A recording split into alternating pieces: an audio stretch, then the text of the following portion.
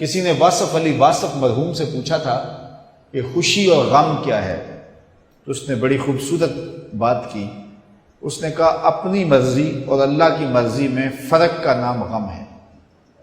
اللہ اکبر. اور اپنی مرضی کو اللہ کی مرضی میں فنا کر دینا، اس کو خوشی کہتے ہیں. جو اللہ چاہتا ہے ہوتا وہی ہے. بندہ چاہتا ہے کہ یہ ہو، اللہ چاہتا ہے کہ یہ نہیں، یہ ہو تو ہوگا وہی جو رب چاہے گا. تو پھر نتیجہ کیا ہوگا؟ بندہ چاہے گا جو میں چاہ رہا ہوں، کہے گا جو میں چاہ رہا ہوں وہ ہوا نہیں، بندہ دکھی ہو جائے گا. لیکن اگر وہ اپنی خواہشات کو، اپنی آرزوؤں کو رب کی رضا میں گم کر دے گا تو پھر جو ہے وہ اسے حقیقی مسرت و خوشی نصیب ہو جائے گی. تو استغنا کی دولت یہ حیات طیبہ کا روپ ہے. تو حضرت امام قرطبی لکھتے ہیں کہ فَلَنُحْيِيَنَّهُ حَيَاةً طیبہ کا معنی ہے کہ استغنا کی دولت مل جائے. اور یہ دولت اللہ تعالیٰ اپنے بندوں کو دیتا ہے اعمال صالحہ کے نتیجے میں. راوی کا کنارہ ہے، ایک فقیر ریت کے اوپر بیٹھا ہوا ہے. شاہ جہاں وہاں سے گزرا اور فقیر نے التفات نہیں کیا. بادشاہ کے ساتھ خدام تھے، زرق برق پوشاکوں میں ملبوس نوکر تھے، پورے شاہی تم طراق کے ساتھ جا رہا تھا.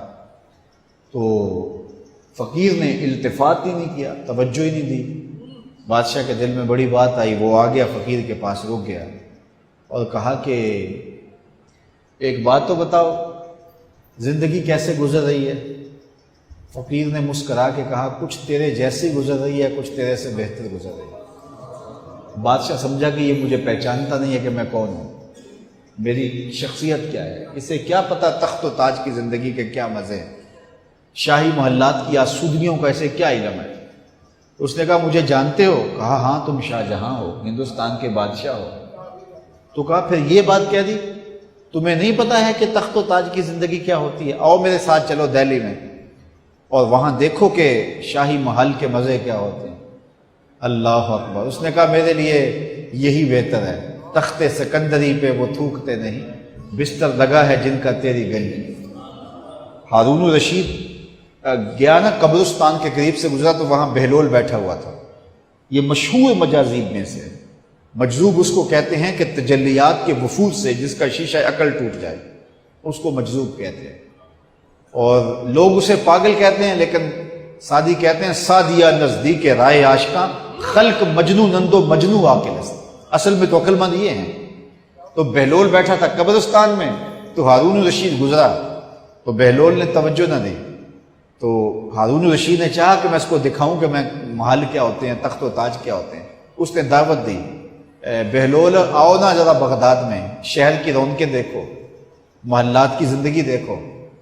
تو حضرت بہلول نے جو جواب دیا بڑا خوبصورت تھا.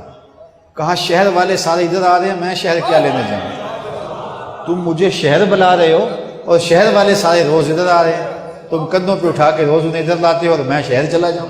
تو بادشاہ کی بولتی بند ہو گئی. تو کہا کہ بتاؤ یہ تم نے جو کہا کہ کچھ زندگی تمہارے جیسی گزر رہی ہے، کچھ تم سے بہتر گزر رہی ہے، یہ بات میری سمجھ میں نہیں آئی. تو اس فقیر نے کہا کہ بادشاہ جب رات کو تم سوتے ہو تو پھولوں کی سیج پہ سوتے ہو نا، اور میں ریت پہ سوتا ہوں. جب آنکھ لگ جاتی ہے تو تمہیں بھی نہیں پتا ہوتا میں کہاں سویا ہوں، اور خبر مجھے بھی نہیں ہوتی کہ میں کہاں سویا ہوں. اس وقت تیری اور میری زندگی ایک جیسی گزر رہی ہوتی ہے. اور جب سحری کے لمحے ہوتے ہیں، تم سو رہے ہوتے ہو، میں اٹھ کے مصلی بچھا لیتا ہوں اور میری وہ زندگی تیری زندگی سے بہتر گزر رہی ہے. تو استغنا کی دولت اگر مل جائے فَلَنُحْيِيَنَّهُ حَيَاةً طَيِّبَةً، تو یہ ستھری اور پاکیزہ زندگی ہے. جو انسان اچھے عمل کرتا ہے اللہ اس کی طبیعت میں استغنا پیدا کر دیتا ہے.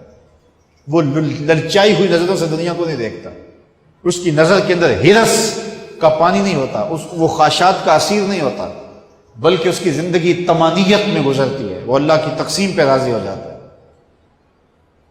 حضور نبی رحمت صلی اللہ علیہ وسلم کا ایک فرمان سنیے. حضور نے فرمایا انظروا الی ما اسفل منکم. حضور نے ارشاد فرمایا جو اپنے سے نیچے ہے اس کو دیکھو، تم سوکھے ہو جاؤ گے، دکھی نہیں ہوگے. اپنے اوپر دیکھو گے تو دکھی ہو جاؤ گے، میرے پاس یہ بھی نہیں ہے، میرے پاس یہ بھی نہیں ہے، میرے پاس یہ بھی نہیں ہے. لیکن اپنے سے نیچے دیکھو، تم 5 مرلے کے مکان میں رہتے ہو تو دیکھو وہ بھی جو جھونپڑیوں میں رہتے ہیں، تو تمہیں سکھ ملے گا، تم وہاں آسودہ ہو جاؤ گے. لیکن تم 10 کنال کے بنگلے میں بھی رہتے ہو، لیکن آگے دیکھو گے کہ فلاں ایکڑوں میں رہتا ہے تو آپ کے لیے وہ بنگلہ بھی تنگ تنگ دکھائی دے گا۔ تو اوپر نہ دیکھو، نیچے دیکھو، نیچے دیکھو گے تو سوکھے رہو گے۔ زندگی سوکھی گزارنے کا ضابطہ رسول کریم نے بیان کر دیا کہ اپنے نیچے دیکھو، اپنی مٹی پہ ہی چلنے کا سلیقہ سیکھو، سنگ مرمر پہ چلو گے تو پھسل جاؤ گے۔